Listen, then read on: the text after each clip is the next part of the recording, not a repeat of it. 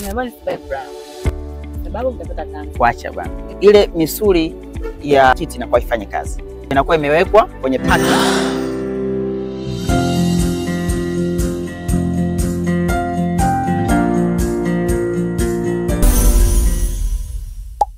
Nimevaa bra.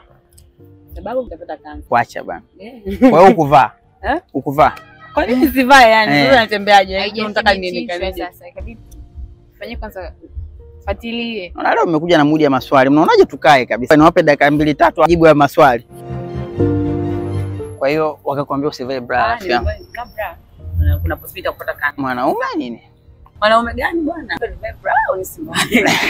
Kwamba daktari Kiganjani alisema nisivae. Sasa wengine wanasema kuna zile sponge lakini unakuta siku pembeni zimekuwa siku mfuko siku kuna yani huko ndani kuna mtu umewekwa. Hata mimi nimeshawahi kuona kwenye mtandao wa kijamii. Hata mimi nimeshawahi kuona.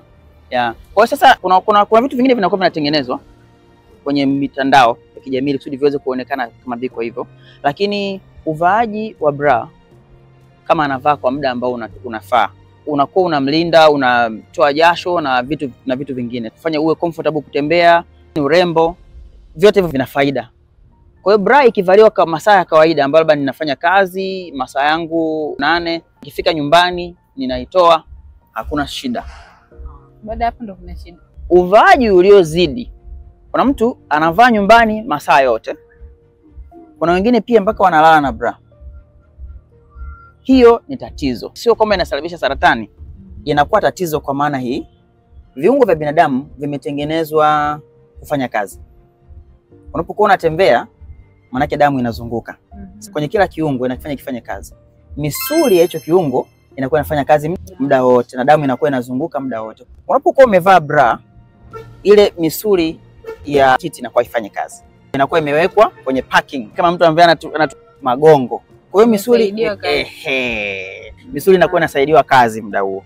Kwa hiyo unapokuwa umevaa muda mrefu na maana kwamba ile misuli inakuwa inasaidiwa kazi muda wote. Kwa hiyo inakuwa haifanyi kazi yake ya kutanuka na kusinyana kufanya kazi kama misuli muda wote. Inakuwa imesaidiwa kazi. Mwisho wa siku inaweza kalema kama inakuwa imeshazoeshwa kufanyishwa hivyo mara zote. Kwa hivyo unapokuwa unaitengenezea balance ya kwamba kuna muda ninavaa, kuna muda nimetoa, unakuwa umeitengenezea balance nzuri ambayo misuli inakuwa kuna muda inafanya kazi, kuna muda inafaa ifanye kazi. Inakuwa ni balance nzuri. Ukivaa muda wote unailemaza. Na ukiilemaza sasa usiku unakuta usivae na yenyewe inafanyaje? Bra, sasa yani kuna possibility ya kupata kansa. Sasa nisipovaa ninatembeaje huko mtaani? Unajua hizi myths hizi mapokeo ambayo watu wengi wanakuwa wanayasema. Wanaweza kukuta mtu amechukulia kitu kutokana na sababu fulani. Labda kwa mfano mtu alikuwa na uvimbe tayari. Turudi nyuma kidogo hapo. Kwa saratani ni nini? Tunaposema saratani tunamaanisha ya kwamba seli za kwako mwenyewe ambazo umeumbwa na Mungu, si ndio? Zimeumbwa zifanye kazi fulani. Kwa mfano, labda ni seli za nyonyo ambazo zinatengeneza maziwa.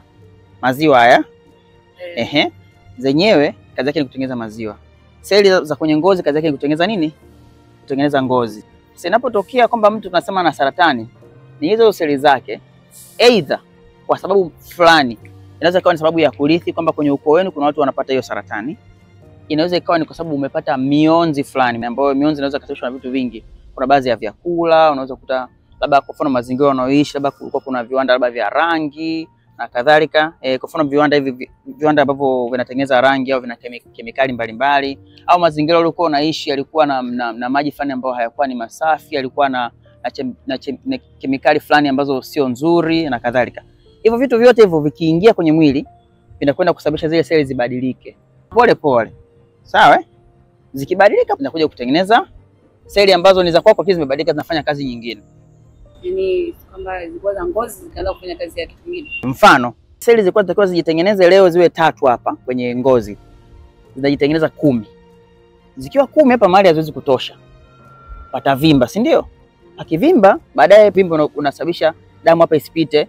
Hii sehemu itahitaji kutumia chakula kingi zaidi na kadhalika. Kwa hiyo seli iliyobadilika pale inakuwa ni seli ya nini? Ya kansa. Kwa hiyo ni saratani kwa kuelezea kwa urahisi. Ili kusudi saratani itokee, kutakuwa kuna sababu fulani. Lakini uvaaji wa bra hauna shida yoyote ile kwa mwanamke. Uhalisia hapo sio kweli.